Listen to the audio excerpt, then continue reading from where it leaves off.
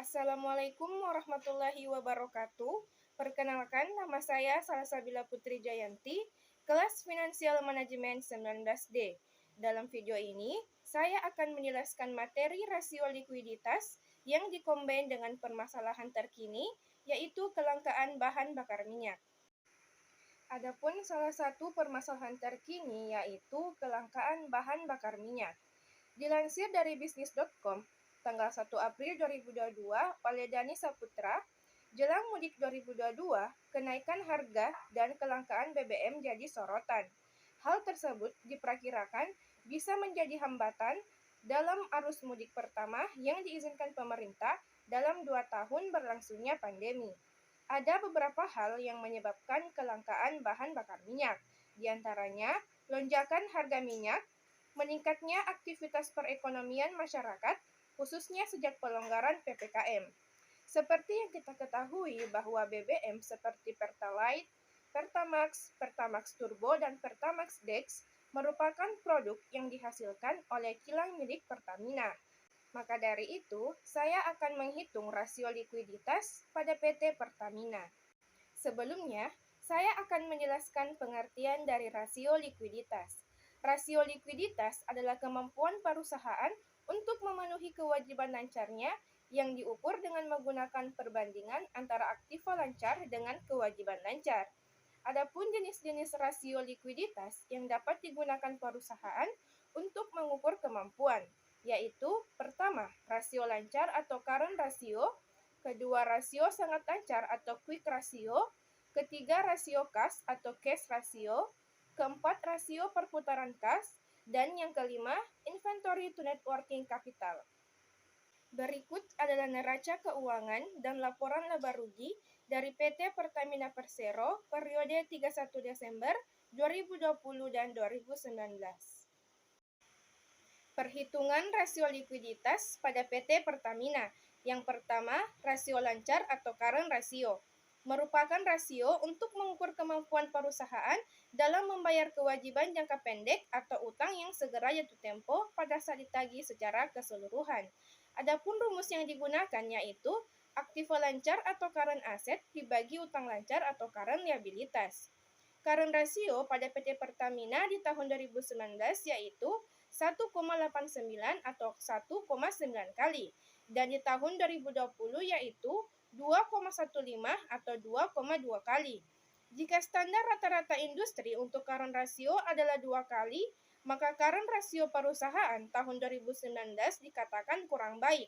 Namun untuk tahun 2020 dikatakan baik karena berada di atas rata-rata atau memenuhi syarat standar rata-rata industri. Yang kedua, quick ratio merupakan rasio yang menunjukkan kemampuan perusahaan dalam memenuhi atau membayar kewajiban atau utang lancar dengan aktiva lancar tanpa memperhitungkan nilai persediaan.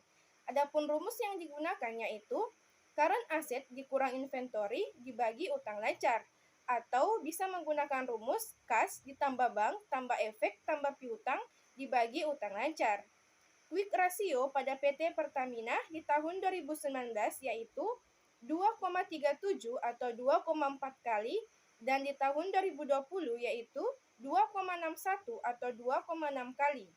Jika standar rata-rata industri untuk quick ratio adalah 1,5 kali, maka keadaan perusahaan dikatakan sangat baik, karena quick ratio kedua tahun tersebut berada di atas rata-rata industri. Selanjutnya yang ketiga yaitu rasio kas atau cash ratio. Merupakan alat yang digunakan untuk mengukur seberapa besar uang kas yang tersedia untuk membayar utang. Ketersediaan uang kas dapat ditunjukkan dari tersedianya dana kas atau yang setara dengan kas, seperti rekening giro atau tabungan di bank. Adapun rumus yang digunakan yaitu cash or cash equivalent dibagi utang lancar, atau bisa menggunakan rumus kas ditambah bank dibagi utang lancar.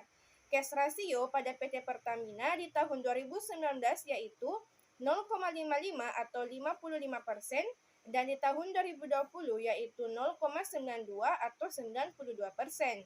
Jika standar rata-rata industri untuk cash ratio adalah 50%, maka keadaan perusahaan dikatakan sangat baik karena cash ratio kedua tahun tersebut berada di atas rata-rata industri.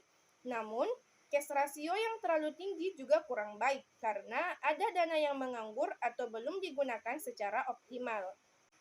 Yang keempat, rasio perputaran kas.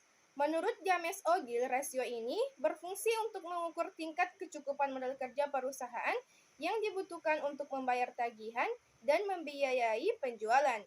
Adapun rumus yang digunakan yaitu penjualan bersih dibagi modal kerja bersih. Rasio perputaran kas pada PT Pertamina di tahun 2019 yaitu 5,01% dan di tahun 2020 yaitu 3,34%. Jika standar rata-rata industri untuk rasio perputaran kas adalah 10%, maka keadaan perusahaan untuk kedua tahun tersebut dikatakan kurang baik karena masih cukup jauh dari rata-rata industri. Dan yang kelima yaitu inventory to net working capital. Rasio ini merupakan rasio yang digunakan untuk mengukur atau membandingkan antara jumlah persediaan yang ada dengan modal kerja perusahaan. Adapun rumus yang digunakan yaitu inventory dibagi current asset dikurang current liabilitas. Inventory to net working capital pada PT Pertamina di tahun 2019 yaitu 0,166 atau 16%, dan di tahun 2020 yaitu 0,144 atau 14%. Jika standar rata-rata industri untuk inventory to net working capital adalah 12%, maka keadaan perusahaan untuk kedua tahun tersebut dikatakan sangat baik karena berada di atas rata-rata industri. Baik, sekian penjelasan saya mengenai rasio likuiditas yang dikombin dengan permasalahan terkini. Lebih dan kurangnya mohon dimaafkan. Billahi fisabilil haq fastabiqul khairat. Wassalamualaikum warahmatullahi wabarakatuh.